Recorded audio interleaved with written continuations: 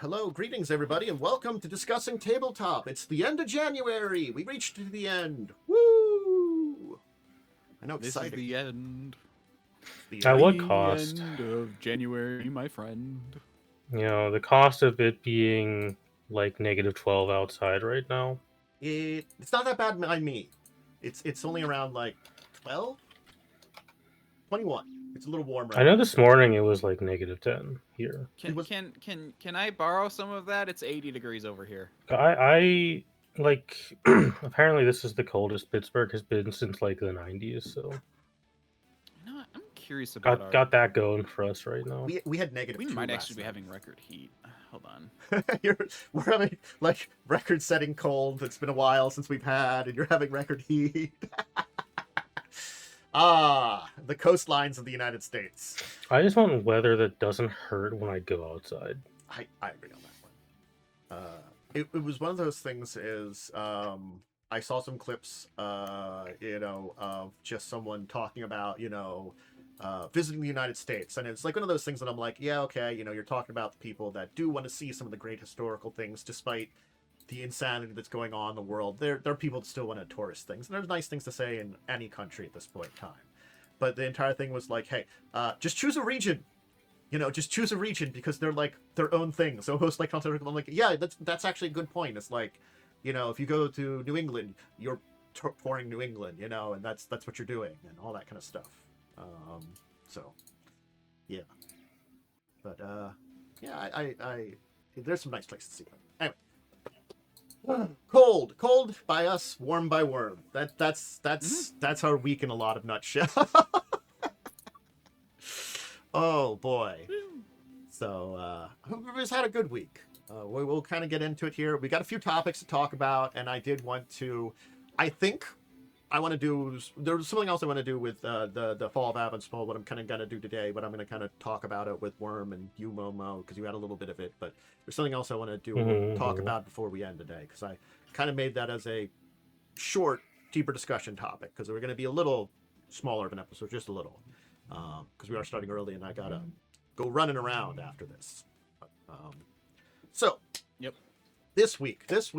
I was thinking about the big things that I saw, and Momo, you were talking to me about it, and I did end up seeing the World of Darkness by, what's it called? The Acceptable Losses podcast. Acceptable Losses, and then I saw some of their other ones. I saw their thing on Primer on BattleTech. I didn't finish their Mass Effect one. The BattleTech one's very good. The Mass Effect one I don't like because every time Mass Effect 3 is brought up, someone has an opinion on it that I'm just like, stop.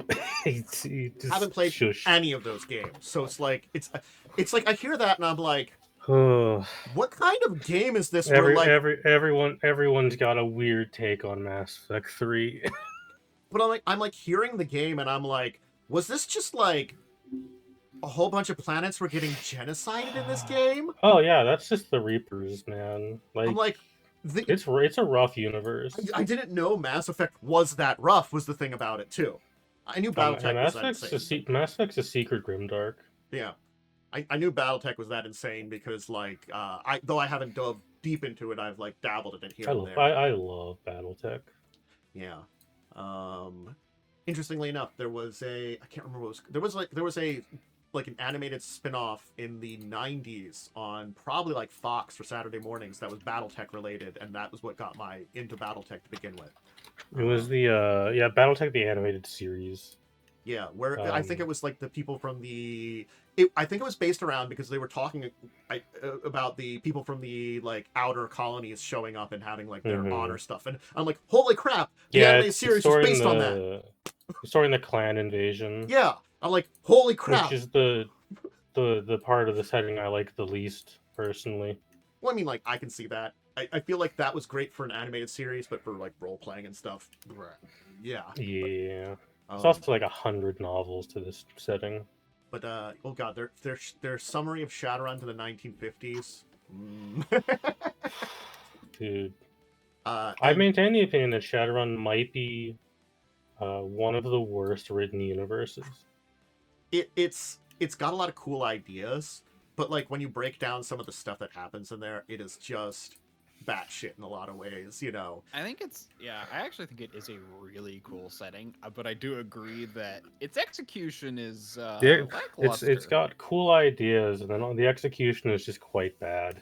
It's the one thing that I missed that Catalyst Games did a little bit of when they got 4th edition. In 4th edition, I no, it was no, it wasn't even 4th edition. Well, they have the Six World Almanac was the last really good book they did, which brought a lot of the lore and country information into a little bit more of the modern side of things. That was the last good book they did. They haven't really done a book like that since then, and they do have like setting books, but I'm like, you know what Six World Almanac did? It like fixed holes in the shit that you would like made in the earlier editions. You know, it's kind of like the Shadowrun's been on a pretty bad decline since 2010. I think it's actually mostly dead now. So the 6th edition was not a great idea.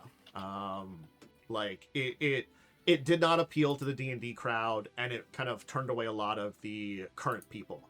And as we've seen, they are getting back to a little bit more of the complexity that, you know, the original Shadowrun crowd liked.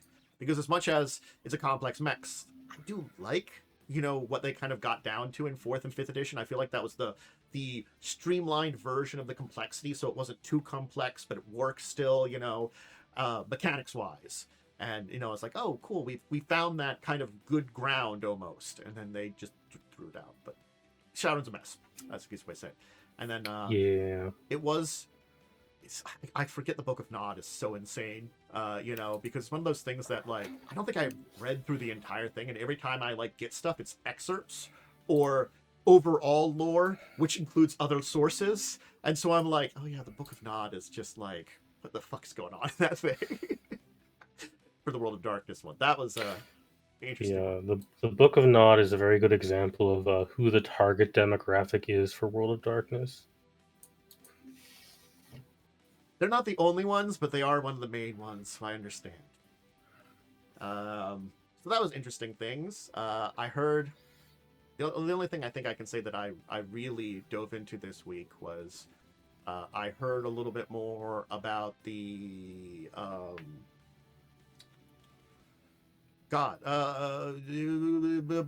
court case against Hasbro. Just a little bit more of that. That was yeah. Fun. What'd you learn? It was just more like, I probably couldn't say everything off the top of my head, you know, but it was more like all the different complaints and stuff, because it's a huge list of like complaints and things that include like naming a bunch of the top people, including Cynthia and Cox, you know, the former Wizards person and the current, you know, CEO, and basically like also accusing them of fraud. Nice. Because apparently like it turns out beyond the normal like releases, bonus releases in Magic that were like big bonus releases and stuff always seem to be timed around like different quarter reports of their like stock and stuff at Hasbro, where they kind of like where they were juicing the numbers, you know. It was like, yeah, which and also apparently like what was it, the that anniversary thing they did that was like $900 and was complete crap. They apparently were saying that they'd sold out of it, and that was apparently a lie in order to have, you know, FOMO and have people want to buy it, which is fraud. So the other one's just scummy. So what you're saying is the lying to investors that they did, that they got sued for already, they continued to do. Got it. Nice. Let's go. Granted, again, they have to go through the court case. This is what they're being accused of. There's probably some evidence towards it, but whether this evidence is enough to prove anything, we don't know yet, because, you know, it's just starting. But it just goes to show you that I'm not going to lie, like I just hearing this, I'm like, yeah, they've been sounding scummy anyway. Like, I'm sorry, Wizards just and Hasbro has not been on the up and up lately, so. Anybody else do anything else very interesting during this week? Any kind of thing that you kind of saw, read, etc.? Aside from playing a lot of Arknights, I did start slowly making my way through a bunch of older Resident Evil VODs. Ooh. because I don't know if you know, Bach the Soup is Mhm. doing a story marathon of every Resident Evil game. Yeah, I've I watched think a you're bit up of for it. 9. Yeah. But I didn't realize that the because I pretty famously, Resident Evil 3 and Code Veronica are my 2 favorite Resident Evil games. Yeah. I haven't played Code Veronica in a long time. Watching him play, I'm like, man, I can see why people hate this game. Oh yeah, no, like I loved Code Veronica, but like I I also can fully get why people hate Code Veronica.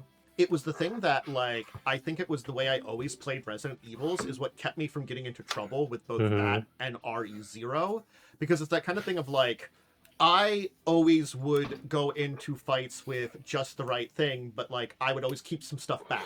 So it was sort of like the I got fought Nosferatu, now I switch to Chris. Well, like yeah, I lost Yeah. some things, but I had some stuff back in the box that I was already able to set up for Chris at least, you know. So it's sort of like that's like being one of the major problems, you know, in Code Veronica, where you don't keep your equipment and then like you kind of don't get it back, and it's all this kind of weird shit with that, you know. It's And a messy execution. yeah, and I also saved it a lot. I always been a big, you know, save it a lot kind of person, so that helps too, because then I could be like, I think I'm just good at Resident Evil games because most of the time I'm only ever really using the knife or the pistol. not as good at using the knife. I've been trying to, having seen It really Bakasum and some other depends people on the use it. game. Yeah, Really depends on the game. yeah. Some games don't have a like RE2 remake. You can just beat the game with only the knife, like super easy because it's tied to frame rate. Yeah, I think I managed to use that well against the liquors, and that was the only time I used Mhm. it in the remake because I saw Bakasum do it, and I was like, oh, and then I tried doing it. I'm like, oh, that's surprisingly able to do that. You know, you just knife them to death if you get them on their own. Wow, this is good information to have. Yeah, but other than that, I started work on a new D&D setting Mm, that's been going quite nice. It's a contemporary setting, so a modern-ish times, though not really because it's centered around like 80s and 90s tech. mm. Because I like the visual of big computers and CRTs. How about you, Worm? Anything kind of interesting for this week that stood out? You know, games or otherwise. Well, the project my boss wanted me to work on was a pain in the butt. And I've been focusing on that all week, and it would have been way easier, but he wanted to be included in it and like micromanage it, even though he has no concept of how anything works. Ah. Because he's 87, and to be fair, this is work that is anyway. Like, I get why he wants to be a part of it, but like, he was like, oh, I wanted to go over and review all the. Okay, he's trying to decide what the worth of his company is, like by taking out all of the stuff that he basically pays for through the company. But he wanted to review it all. Like go over it manually, and I'm like, okay, so I had to like print out the report so he could look at them because he doesn't know how to interact with our software. And then he was like going through them all, and he was super inconsistent about what he was checking off. So I had to like just fix it, and I told him, like, he was like, by the way, blah, blah, blah. I'm like, yeah, I did have to fix this, but I'm like, okay, good. He didn't get mad at me for that. But it's just like, how are you so inconsistent with this? Like, it's literally your purchases. How do you not even remember what any of this is? Jeez. Yeah. I was thinking, if anything else interesting happened this week outside of tabletop, and I can say there are two things that came to mind, but I don't know if it would involve any of us because it's sort of like Markiplier had his movie, which is interesting enough. Oh, I heard people talk about that. Yeah, Iron Lung. Might go see it. I don't go to movie theaters anymore, so I'm gonna be like, I'm probably not gonna see it in a movie theater, but you know, maybe if it's released somewhere online, I might see it then. And then yeah, they finally came out with High Guard, and it yeah, that was a thing. I think I that's feel bad for High Guard. I do too. I really do feel bad for it, because like I watched a video from someone that does like some character analysis of it, and it was like they aren't Concord level characters, but they're not great either. And on top of that, you know, it's like there's issues with the game and stuff like that. And I'm like, well, but certainly it's not a game I'm Yeah. interested in. So I'm like already outside I the mean, window. It's just weird. Like, why do they keep hyper saturating the arena shooter market? Like, I get that it's a popular format, so everyone wants to cash in on it. But also, it's so hyper saturated, and it's been hyper saturated for a long time already. It's To the point where almost every new one fails, and with some very limited exceptions, like Marvel Rivals. I think it's the same thing that happened with a lot of FPSs and with Battle Royales. battle royales and with MMOs. Thing Like with people, High Guard corporate latches on. is High Guard is interesting because it's not like really an arena shooter. It's a MOBA shooter. It plays more Oh, like a MOBA Mm. because those you are have your grinding phase, you have then the phase where you have to break down the quote unquote towers, then you have the base rush phase. okay. I didn't realize it was a MOBA. It's more like a Well, MOBA, which gives it even more problems.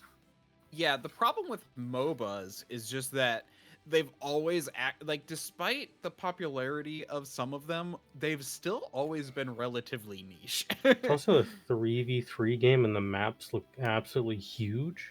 Yeah, From what I I've think seen. I think that it's I think that someone's because I haven't finished the episode, but I was watching the Geek Enders and I saw the part where Jesse was talking about it because he looked into it a little bit too.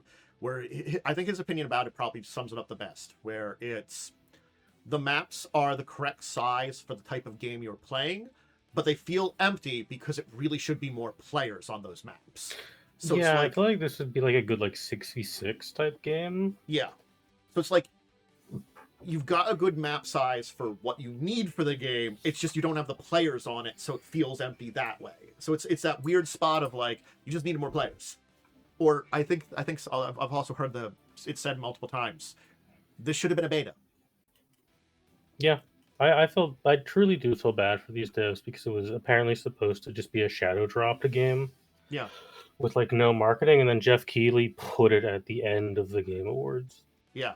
Because I think the person that was originally at the end had to back out or for some reason. And Jeff Keighley really liked the game, so I think Jeff Keighley might be to blame for why the game's not doing well. Yeah. Sorry, Jeff. You screwed it up. Like, sorry, Jeff. Yeah, you made the mistake here. But, yep. I guess there was some So interesting maybe yeah. It's been a weird week. It definitely has been a little bit of a weird week, but not a bad one. Well, we can get into some topics here. We'll see if anybody wants to dive deeper in any of them. We'll start with our little bit of RPG roundup news. And the only thing I got for this one here, which I will throw the... oh, that's right. I didn't reopen everything after the reset. Forgot that I hadn't done that. Of course I hadn't. Also, for funsies, I looked up the box office for Iron Lung and the Markiplier movie. Yeah. And oh my gosh, it's already in 2 days tripled its input cost. Yeah, because it's only $3 million to make, so it's like they've made their money back. and it's pretty much to 9 million already. Man, you know what else came out this week? Return to Silent Hill. The Silent Hill 2 adaptation movie, and I've not heard good things. The couple of people that I've seen talk about it have not treated it well. I look forward to watching it on a streaming service. But anyway, so for Fallout, the RPG, the one done by Modifius, they put out a solo role-playing mode. Nice. It's an interesting idea. I'm not sure if it's a single player and GM. It doesn't really say in the little bit of information that's provided here. It does look like it's meant to be you play as a randomly generated wasteland and a story about it. So probably the book provides a artificial GM. It's meant for if you want to do your own Fallout adventure as a single character. We can play this instead of Fallout 5 while we wait until 2040. Mm-hmm.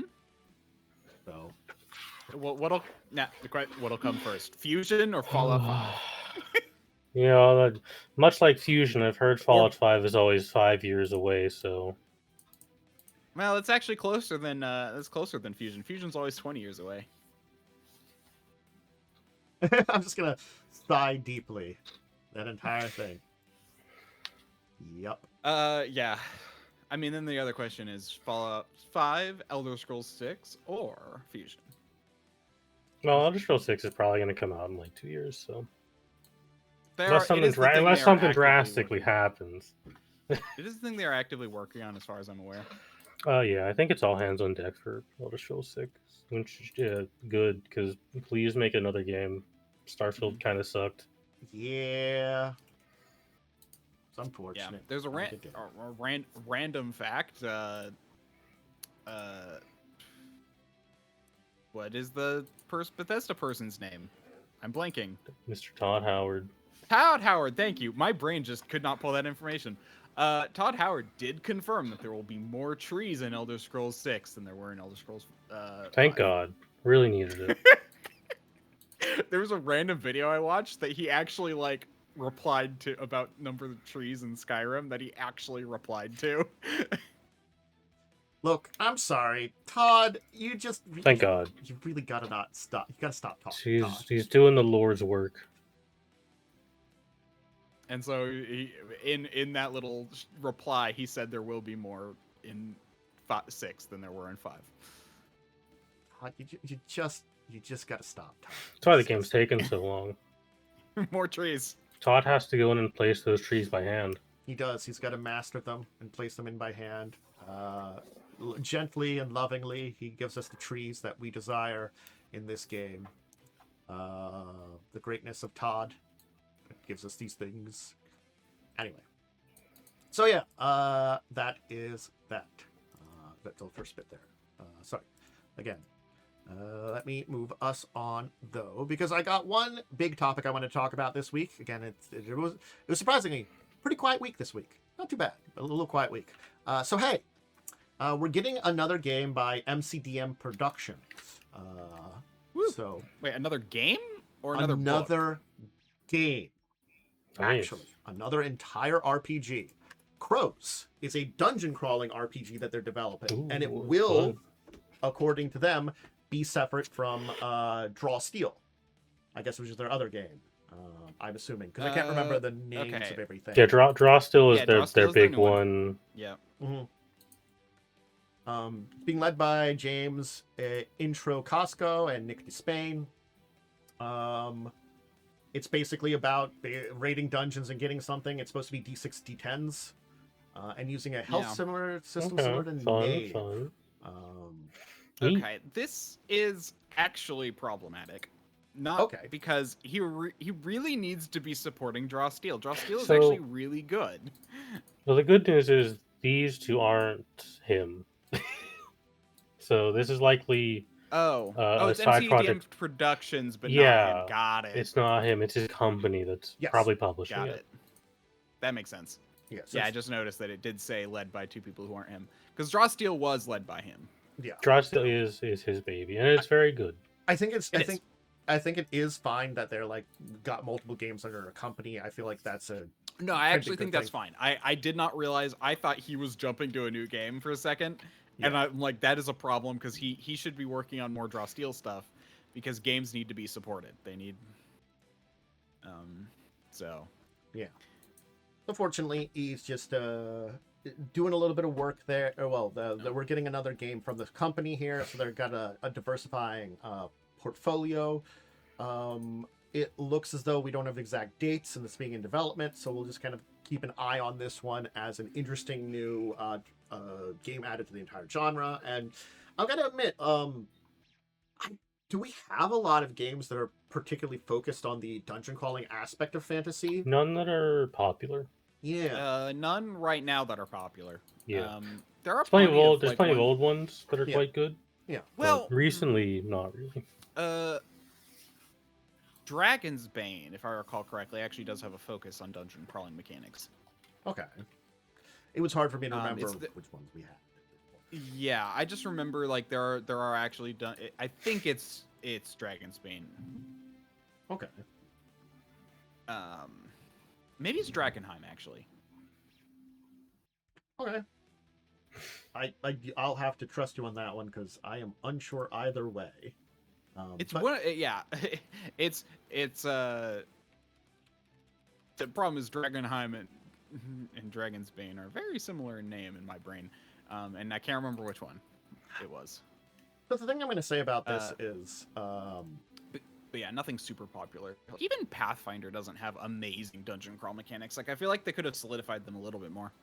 yeah, I think that's the thing I was thinking about with this entire thing is where will everything be solidified in the nature of the game in a lot of ways? Because dungeon crawling is always an interesting aspect of a lot of games, and it is a classic aspect of, let's say, like D&D, certainly speaking, in the older versions of it.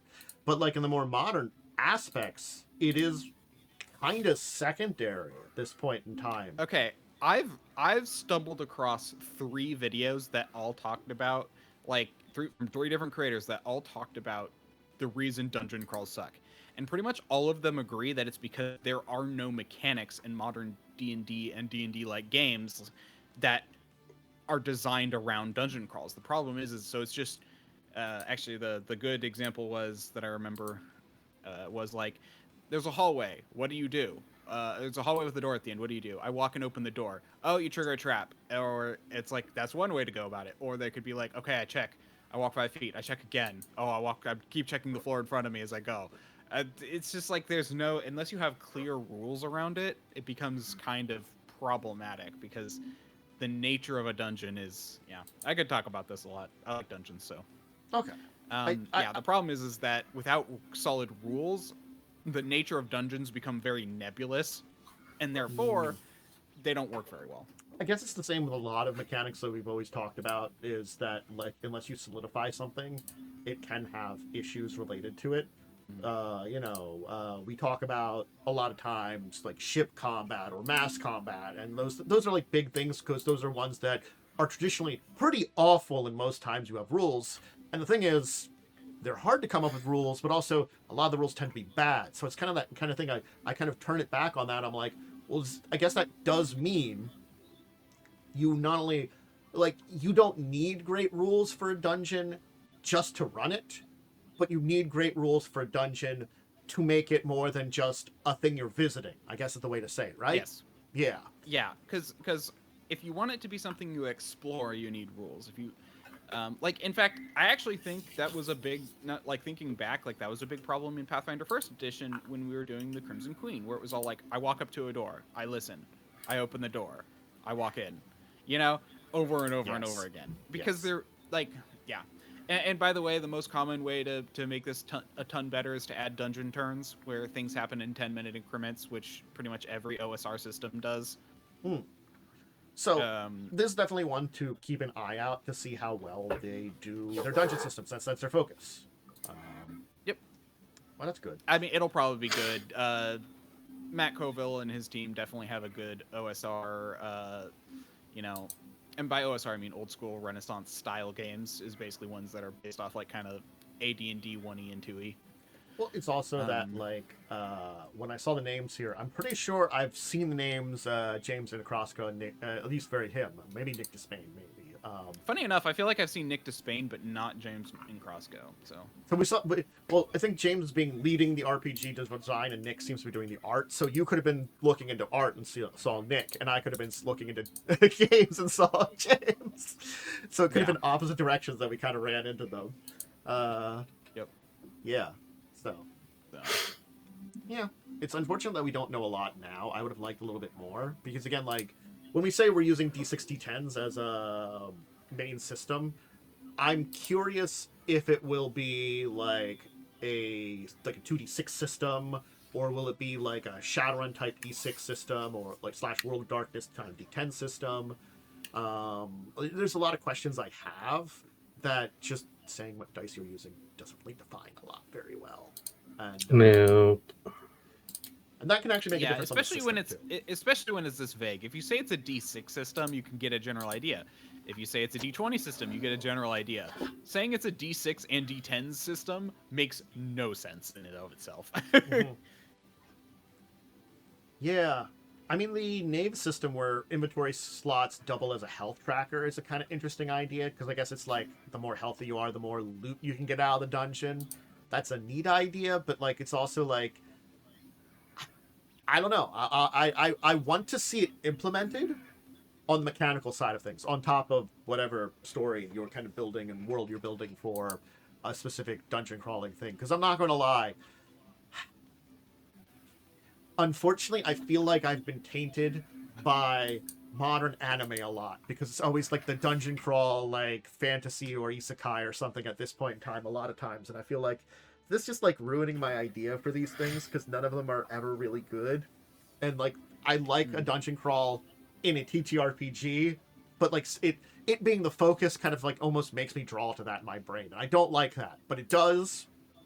Damn you, modern media, modern anime media. Damn you. But you know, I hope it's good. You know, Yeah. I doubt, knowing MCDM, I doubt it'll be bad. The problem Yeah. is like all MCDM stuff, it's going to be under advertised because nobody knows. Like Draw Steel, unless you're kind of in the community, you really don't know what it is. He really needs to put like advertising out there for it. There's not gonna lie, I forgot about their name until I saw it here, and I'm like, oh yeah, that's the game that they did, and then Draw Steel. You know, MCDM Productions. That name was in my mind, but their game, its name left my mind. I'm sorry, it did. It's gonna be hard for you not to remember it. It's literally your name. Mm-hmm. You're literally one of like 6 Matts in the industry. Yeah, I know a lot of Matts. But so anyway, Matt Colville, Matt Mercer. I skip ahead one. Those are the 2 off the top of my head. I've definitely heard of more. Yeah. I must have skipped ahead one. Okay, that's fine. Whatever. Anyway. Oh, now I reset it. I'm just breaking everything today. Shall we, though, speak about a little bit of TCG and mini news? I have a little TCG news that we'll just hit on. First off, I just wanted to talk about this one because I want your opinions on this one when it comes to Magic. We've got exponents now. This is going to be in Strixhaven. Oh yes, I saw this card. What the hell? Like I don't know. mind. I think this card's really funny. Like I personally don't mind. I like math. It's one of the reasons I studied it. But it's also like I'm like, are you gonna do more of this, or is this like a one-off thing? It's like you've done it once. Will you do it again? It's funny. But like you know, I'm just curious as to what kind of it. Again, I feel like it's me. The cynical me is like, is this going to open up weird complexities that you know, like we don't need? But I don't know. But it's fun. It's funny. Yeah, it's 2 to the X cards you're drawing. Oh, It's really funny. It's also really good. I just realized because it's very good. For 2 mana, draw 1 card isn't bad. Yeah. Nope. Wow. Damn. That's kind of crazy. So, exponents. So that's a thing. And if you spend more, you get more. Yeah. It's gonna be hard to win with one of these, but like, it's kind of funny. Yeah. I only wanted to mention this one because I like the name. We're getting a new TCG called Time Rift. That sounds neat. I don't know if it's going to be good, but I like the name Time Rift. It's supposed to be a tactical CCG/TCG. You get a champion from history, battle it out with opponents. You know, historical warriors, etc., etc. It's got some games similar to it. It's supposed to be 240 cards, 40 champions to begin with. Neat. I don't know if it's good. Yeah, but I like the name. To be fair, they don't need to worry about IP because they're literally just going to be using historical figures. So yeah, you know, I mean, this is cool until you run into that one weirdo who takes one of his characters a little too seriously and LARPs a little too hard. Now I am Spartacus. That's not, you know, depending on who they add into this, course. Caesar didn't have a longsword. He had a gladius, and that means this card is stupid and invalid and should do half the Unfortunately, damage. his things based on history attract the worst people. Yeah. Again, it's that entire thing of like, on concept it seems interesting, but you are right about that. Is there is certain crowds of people that are like, ooh, what are we gonna get? How's this gonna go? I think it's a. We'll I think I see. need to see a list of all of your quote unquote champions. That would be nice. Because even like just seeing what they said, like Spartacus, William the Conqueror, I'm like, it's not like they're not bad people, but they're also not good people also. So it's like there's definitely a lot of historical figures that fall into that gray area, and a lot of them probably did like what would be questionable today, but like you have to think about it. If you were famous, so famous that 1,000 years later people are still talking about you, you did some awful stuff. Sometimes it's great stuff. Usually it's awful. Sometimes it's that guy that built that thing, or that guy who saved his people in an epic fight. That happens occasionally, not often. Occasionally. Anyway, so a little bit of a deeper discussion topic I had. I do want to say real fast Uh-huh. that it isn't always. There's like a 99% chance that you're a tailwind person. Yeah. 99% chance. History tends to only remember the bad people. There's still Jesus and Gandhi and such. Yeah. Fall of Avanswell is over. I know, it's an exciting thing. Congratulations. I know. So You're free. it feels like an interesting thing because I've been trying to reflect upon the game a little bit to think about where things went and stuff like that. And I do like where the story ended up in a lot of ways. And I'm not going to say I didn't have ideas for the directions, but it was there were plenty of times I didn't have a guaranteed decision for something, and you guys' actions and roles pushed it into a direction that I then just had it going, that kind of thing, I tried to let things go organically go. So here's the thing I want to kind of pose and kind of talk about a little briefly for maybe 5-10 minutes here. I think I'll start with you, Momo, because you were in the game a little earlier and then headed off. What did you think of how things were going? Right. In a lot of it? So I will admit my first experience with the game was the very negative. Oh, there's 10 wargs here. I'm not going to lie. Someone didn't read the combat rules well enough. No, they did not. This person here. I'm gonna tell you later. I'm gonna tell you later on when we got to the city. He didn't read the social rules either. Oh, nice. I mean, it's Pathfinder. It's got a lot of rules. I can understand it. I my time in the game, for the most part, enjoyable. I enjoyed the things you specifically wrote. Most of my negatives really come down to the fact I'm not the most keen on Pathfinder 2e every time I've tried it. I don't know. It's just a system I don't jive with very well. Yeah. It was funny. Feeling Joe's mildly crashing out towards this DC's too high.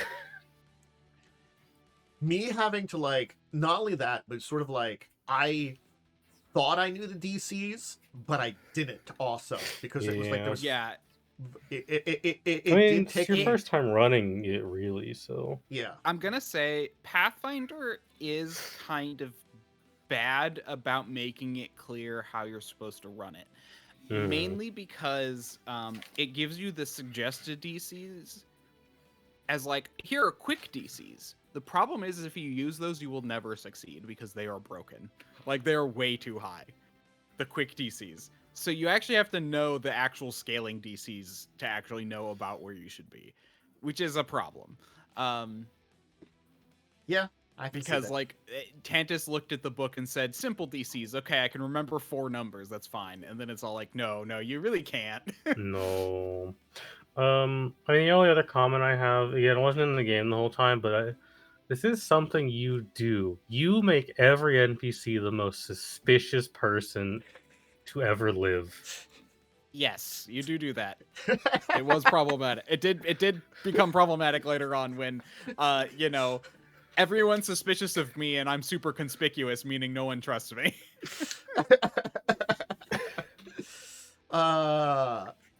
Look, well, I'm not gonna lie. I liked the interactions with your character because it was like it was the 5 second of like, oh, that's a pet. Oh no, you're a person. Sorry about that. I mean, it did take a lot of people to, like, realize that. They were nice enough to, like, realize that you weren't a pet, you were a person. Yes. Like, yeah, but I'm like the people more you where I met. had the issue though was like I did build a character with a bunch of social stats, and you I didn't use them really very well. needed to have read through those. You didn't use any of them. I think what happened was, like, there was a lot of times that when I was thinking of roles, stuff would happen that would involve the other players and would kind of derail my thought pattern on it a lot. Yeah, Because the thing is, there were other times I probably didn't think of it at all. I will admit to that too. Yeah. But like, I was saying, like, there was a point, like, in the last couple of sessions where I was gonna have you, like, roll, and then, like, yeah, that one was apparently you just completely airheading it. Oh, Yeah. I mean, yeah, forgetting to ask for rolls happen all the time. Yeah, my big thing is that there are literally feats and stuff that use the actual social mechanics. So it's like if you get any of those, they become completely useless if you don't use the social mechanics. Yes, and I understand that because it was one of those ones that I feel like this is a thing. This is a thing that I think is more important for the next time I do visit Pathfinder 2E, because I do want to revisit it again, relatively soon, probably in the year. I want to keep an eye on what skill feats people are taking, so that I make sure I give options for those, a little bit more. It's like, oh, you're taking the survival skills. We'll get a little bit of survival in here, stuff like that too. Granted, like, I might talk to people what kind of game it is, so if you're going to want to take survival or not. Oh, we're not surviving. I'm going to take survival feats. I'm like, well, if you're not going to roll it, then I told you. Like, this is a general complaint I have about Pathfinder, and yet I genuinely think you can't solve this with 2E. Is 2E wants the DM to roll so much stuff for the players sometimes. They do, but it's also not necessary if you have, like, that's the thing. It's not like having the players roll is probably fine. I don't feel like it's that much. And personally, as a player, I'm probably one of the players. I'm one of those players who really doesn't care if the GM wants to do secret rolls for me.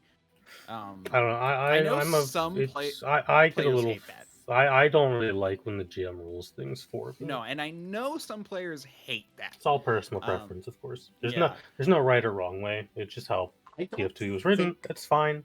Not a big enjoyment out of it personally. I don't think I rolled a secret roll for a player at all the entire time. Maybe like once. There was one time where you actually rolled a secret roll because I mentioned you had to roll a secret roll. And so you actually rolled it secret. I'm like, by the way, this should be secret. And you're like, oh, how do I even do that? Oh, that's how you do it. And then you did that one time and you never did it again. I think it was more because you wanted to figure out how to do it. I think it was something that was like, this should probably really be a secret roll. How do I do it? Okay, great. It's one of those things where we came up with a mechanic that had to be that. But other than that, I'm just like, I just didn't really care for the secret rolls. And there really wasn't a need.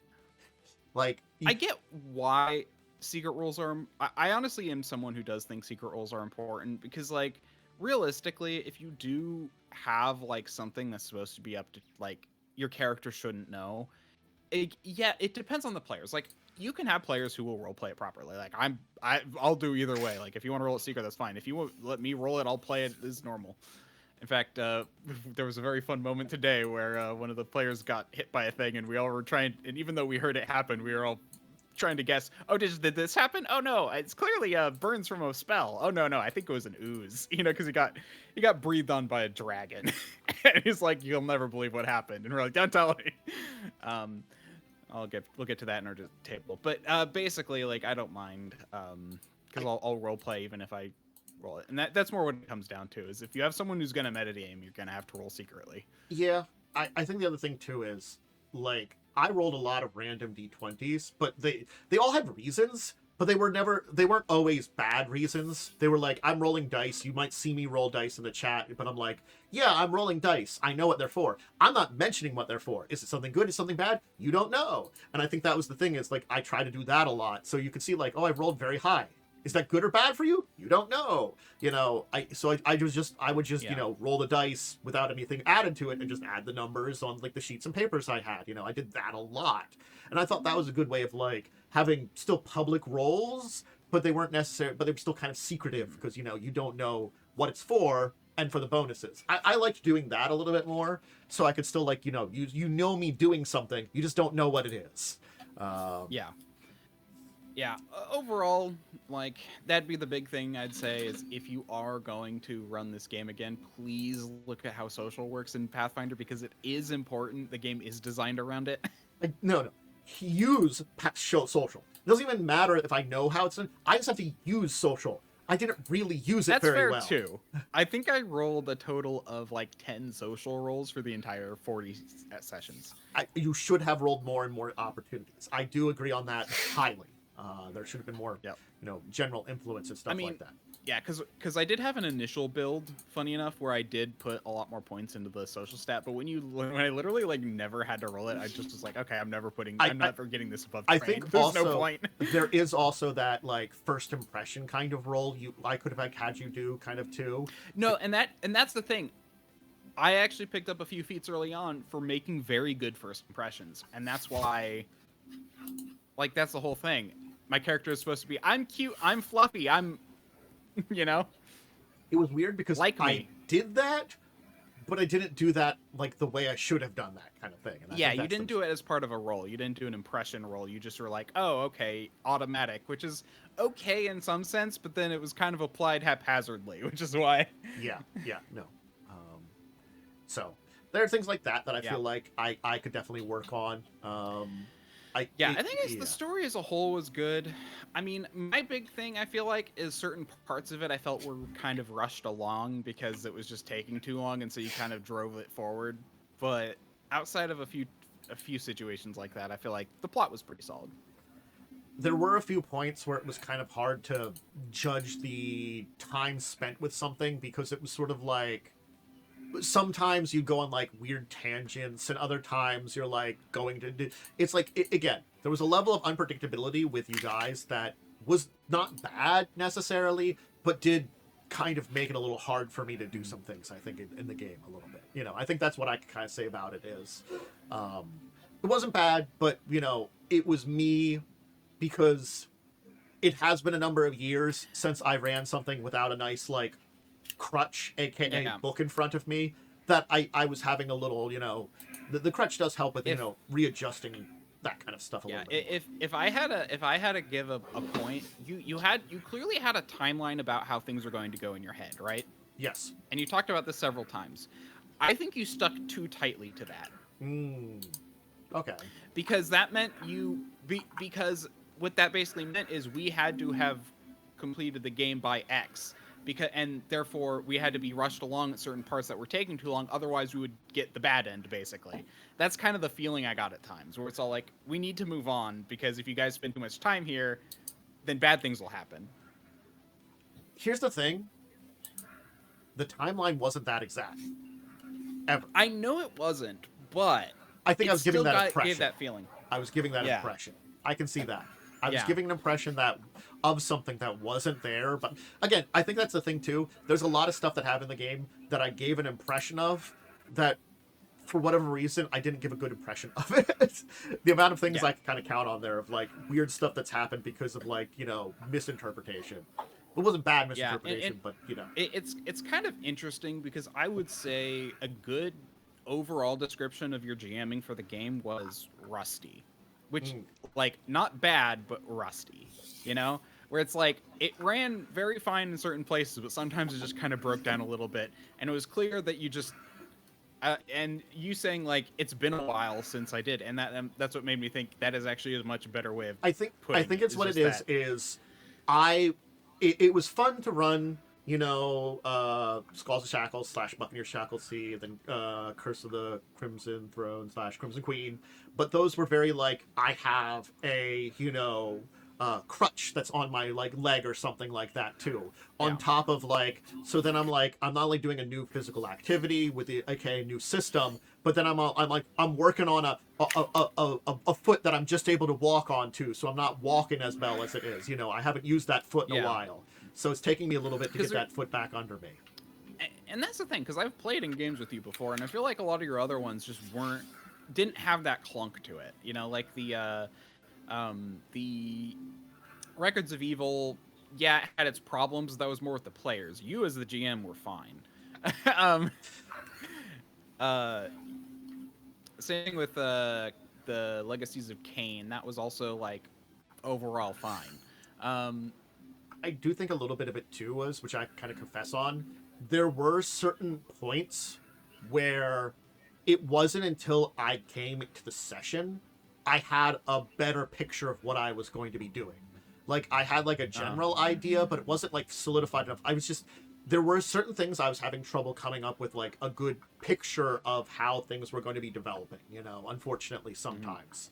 And I think it was a little bit because I didn't mind we went kind of onto an actual left field in the story to a degree. I did not think we were going in a lot of directions we went. But the thing is, because we went there... What was the left field, by the way? Pretty much everything after leaving Avanswell. Okay. My original plan was for you to be there with the ball and to begin to accompany those people out to the castle. Oh! So the whole secret city thing was... That was stuff I had information on, but hadn't really developed very good. It was someone that was in my notes. That was stuff in my notes. I'm curious how we would have... I'm curious what was supposed to happen then with the town or with the city. Like, we didn't have the power source Here's the or thing. anything. The same thing was technically supposed to happen, but you didn't know why it happened. Oh.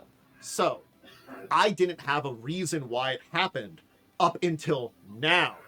You, in this adventure, made the reason why it happened. I left it nebulous, but we ran through an adventure that made it not nebulous, and I was fine with that because that was a cool thing.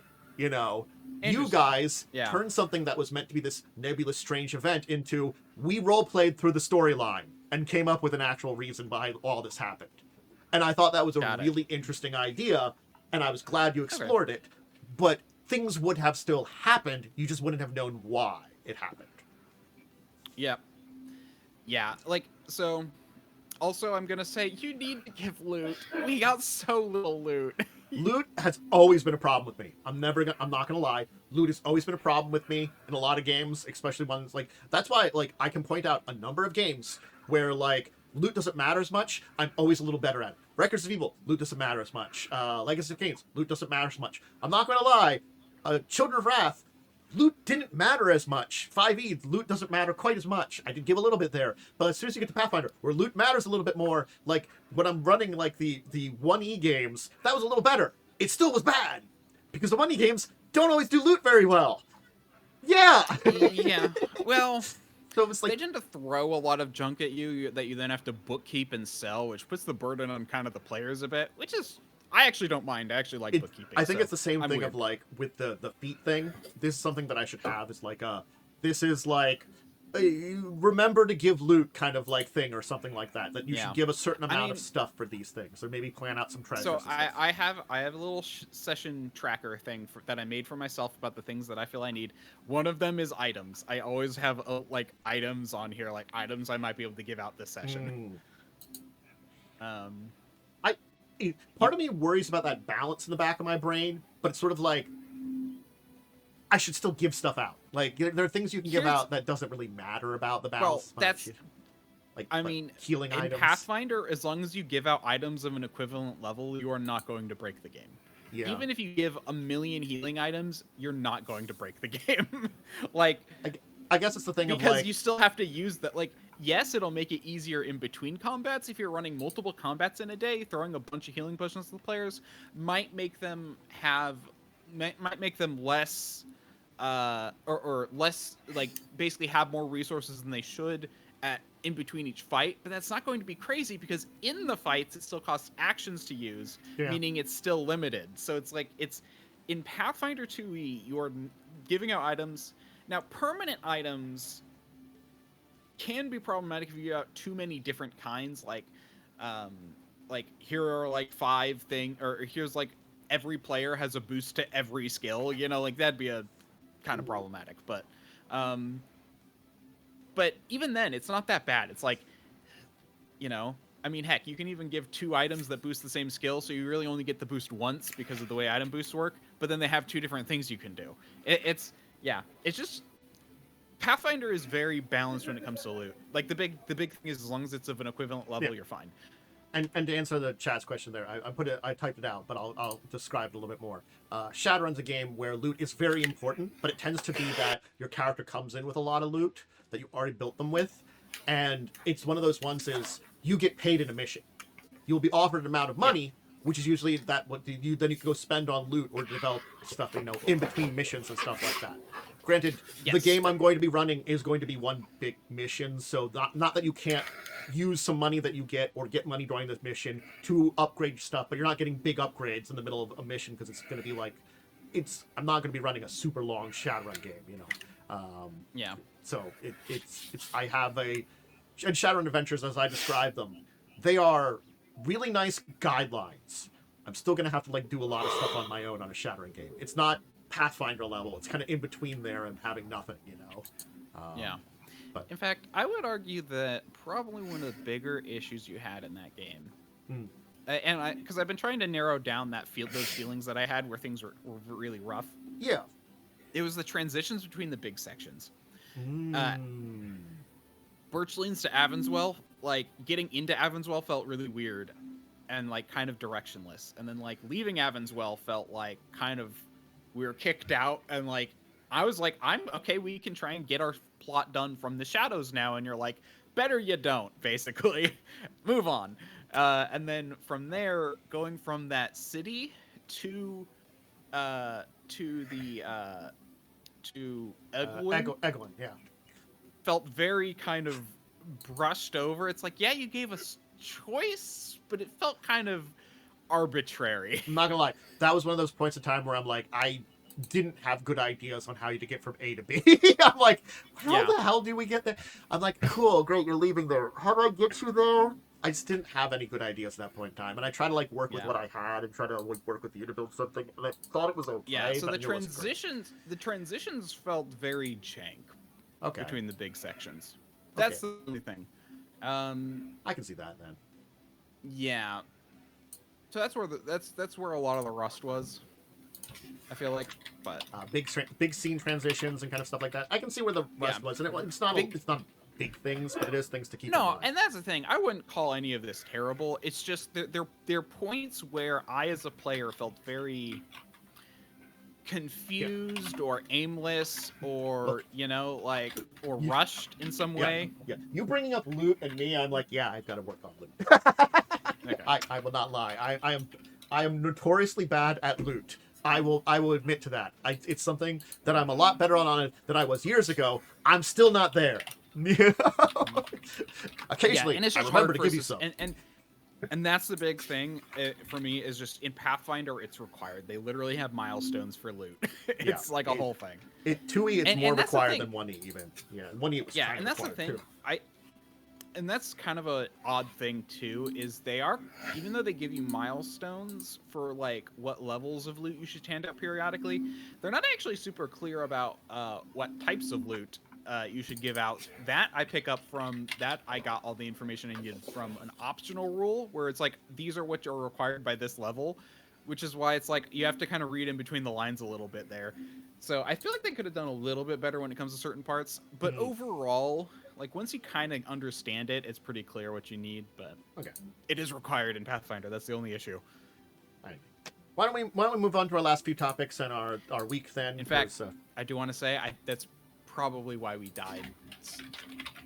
Why we went down a lot in the later fights, because we just, even though you were giving us the basic items, we then didn't have anything extra. Does that make sense? Yes, I get what you're saying. There was you had enough, but not you had like the base level, but it wasn't quite enough to like match with what we were kind of like fixing. Like sort of like you were a little down from challenge that made those challenges just that extra step harder is what you're Yeah. kind of saying. Yeah, I I understand. mean, because I used like all the loot you gave us in the beginning to make potions and stuff, but then we hit a point where we just didn't have money, so I couldn't even make potions. Yeah, definitely something to work. So anyway, Okay. that's just sorry. So, So, yeah, two we can move on. little final news before we talk about our week in gaming. These are like our kind of board game and extra section here.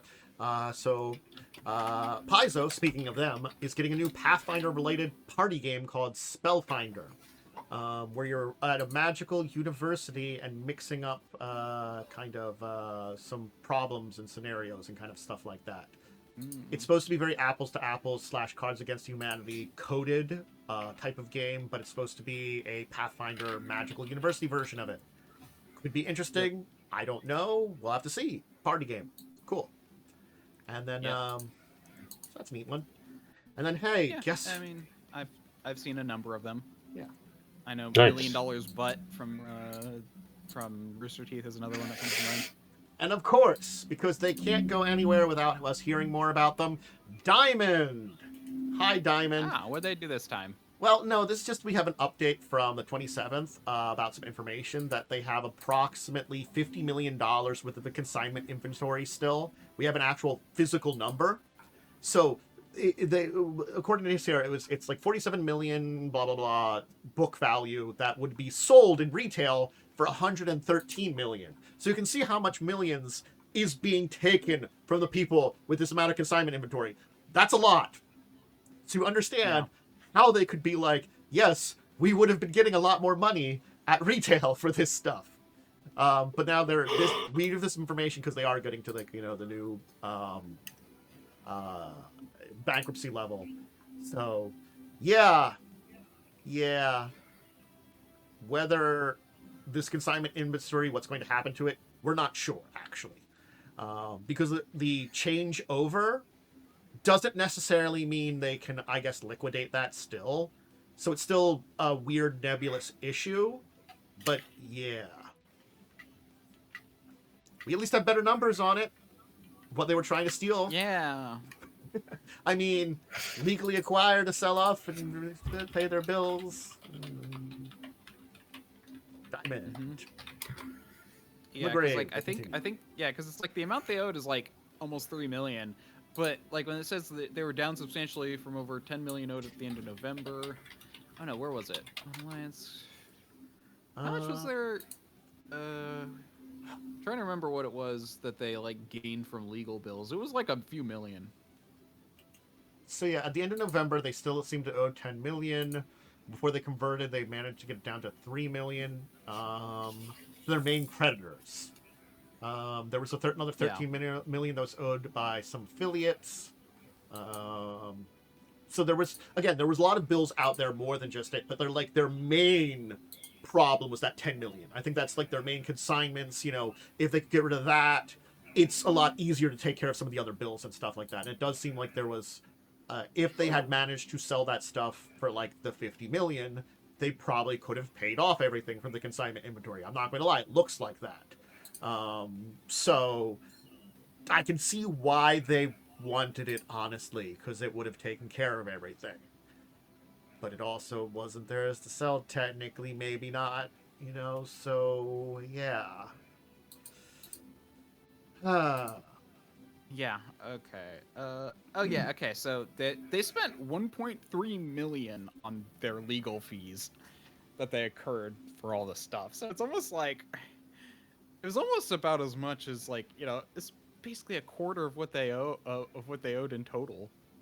And again, there are other bills, as I'm saying here too, but that like core 10 was like, we have to pay this or else kind of thing, I think is what it was. It was the substantial like core of their debt. It's the people that they like, and again, you probably owed money to other people you had to pay off, but like, yeah, that's the people that like, if we don't pay them off, we're screwed kind of people. The other people probably still want to collect. So a lot of money in there. We don't know how it's going to go. We don't know who's getting what money. We don't know what assets are going away, but the company is finally going away. So it does look like the original debt total was around 38.8 million when they filed in early 2025 Yeah. for Chapter 11. Okay. Okay, so like 10%. They basically did like 10% of their Yeah. of their actual fees in trying to like steal stuff from people. Yeah. And it was sort of like, again, different levels of debt. So keep that in mind. There's probably going to be some kind of story about this somewhere down the line. It's interesting. Can we talk about? Yeah, I'm very curious. I Yeah. need to see if there's a YouTube video on this yet, because I feel like there's enough here to where you can actually make a whole video about it. Definitely. Let's talk about our week in gaming. I had one game. Momo, did you have anything earlier in the week? I had both of my games. Monday, the villain is dead. They killed her, and now they have to deal with the big rift in the sky, and they're going to do this by going into it and blowing up what's holding it open on the other side. Of course. So they get to go on maybe a suicide mission. Cool. They also ascended to demigodhood, so they could probably survive it. Okay. Which, unfortunately for them, kind of means that they're not mortal anymore. So if they die, you get to live, but you're kind of just like thrown somewhere else into the multiverse. Interesting. Good luck getting home. Yeah. How'd Tuesday go then?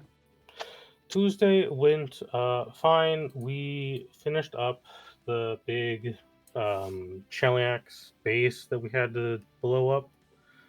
Killed an Aranus, killed a Wyvern, killed a host devil. Very easy fights because they were all 1v4 fights because we did things pretty efficiently and did things in such a way that no other encounter would have smashed into a second encounter. Because when your dungeon is like 2 floors and 5 rooms, you gotta play it a little carefully. Makes sense.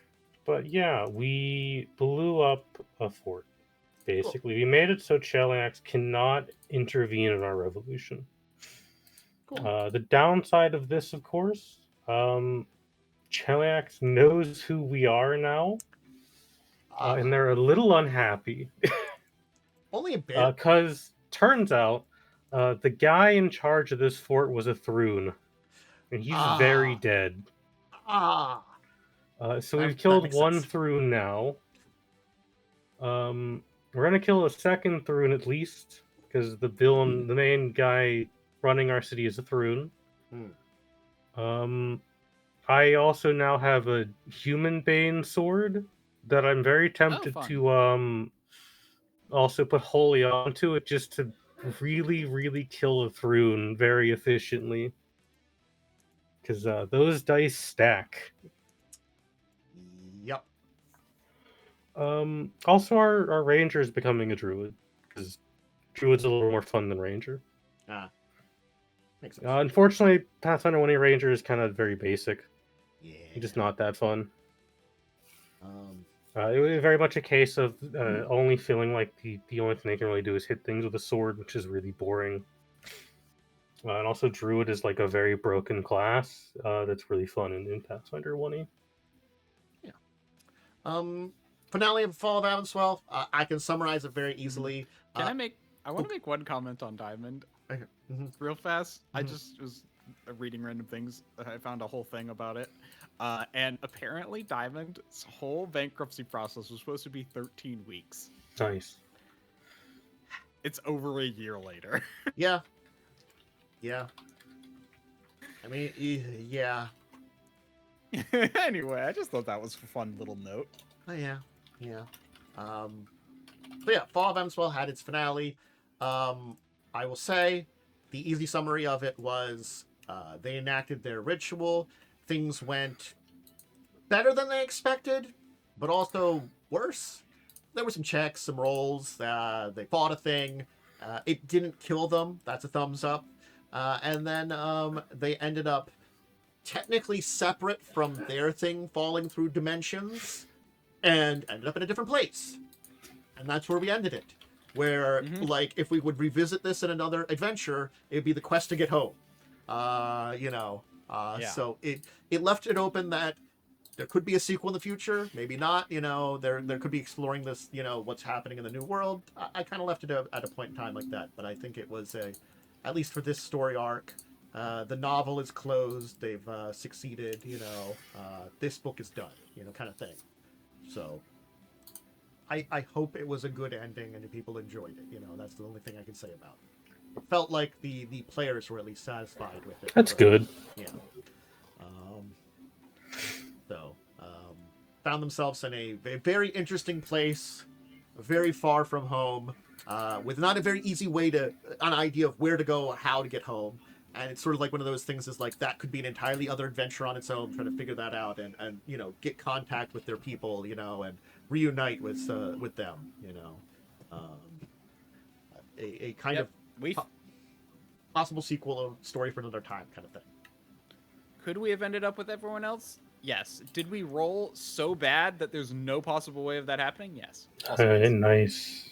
We literally failed like every single roll related to the ritual except for like one. The like we can do the ritual check is like the only one you actually succeeded. I think. Yeah. Like, well, we're doing the ritual. Yeah. Great. We also did succeed one other time when it came to like getting like there was dying, I think. There was 2 group saves that we had, and you failed the first one, which had some results, and you succeeded the second one, which were better results for you, I'll kind of say. It's like, yeah. You succeeded the But then like we tried several times to decide like I think we succeeded at like an information roll about what was going on with the thing, and we're like, okay, and then we failed every roll to try and stop it from happening. Yeah. I literally think there was 2, like, outside of the fight, I think there were 2 successful rolls that entire session. It was definitely some like ups and downs of rolls, and I'm like, wow, okay. It wasn't necessarily bad, and I still gave you some options, which I do like the directions you kind of went in again, because I feel like it is technically the more interesting story where you ended up, I'm going to say, you know. Mm-hmm. As much as it would have been fun for you to end up in a kind of random place, I think you going there leads to, if we do revisit it, it'll be a much more interesting story, you know. Yep. I definitely feel like I actually want to do a sequel series, but not for a while. Yeah. Other than Saturday, I'm going to do anything else this week. Nope. No. I turned over to you, Worm. Today. Yeah. So, let's see. Last time we discovered that there were dwarf slaves. Today, I didn't do much because everywhere I went ended up being kind of boring in the sneaking and sleuthing. But, Zakad, what's his character's name? ADD's really bad today. I haven't been able to process anything in my brain. This is his name. Zakad, Laftel, there we go. Laftel, ended up, like, being able to sneak up and talk to one of the dwarves, who mentioned a weird, suspicious cave in the ceiling that he noticed sometimes. So he went up there. Because we're in this city and we're trying to figure out like what's going on and stuff, and well, let's just say when he got up there, he saw a giant scaly lizard creature, also known as a dragon. Gotcha. Which he then decided to try and sneak closer to, woke up, and then it attacked him. Gotcha. He was alone, by the way. Mm-hmm. He did escape, though. He jumped out of the cave and, you know, succeeded his rolls to not splat on the ground. Because he could, because basically he had polymorph self up, which, despite you can, as long as the spell's still active, you can transform to whatever the frick you want whenever you want. So the idea was he flew into, changed it to something that could fly within time to not hit the ground. Yeah. And then that was fun. And then basically the rest of the time we just basically discussed plans for how to get the dwarf slaves out and what this dragon might be up to. Okay. But yeah, he did definitely alert everyone to our presence. So now all of China knows we're here. Sounds interesting. Sounds like it'll go very well. Yep. It's definitely going to make it easier to get dwarves out. Because okay. you wanted to literally poke the dragon. Yep. Well, that was our week in gaming. Thank you, everybody who joined us today. Hope you enjoyed the show. We had some interesting things to talk about. Hopefully back next week at the regular time, rather than this week where it was a little earlier, because I'm going to be running off after we're done here. Be the beginning of February. We'll have some interesting February-related content to talk about. I'm sure crazy tabletop stuff and interesting tabletop stuff is going to happen in February. And nothing terrible will happen. Yeah.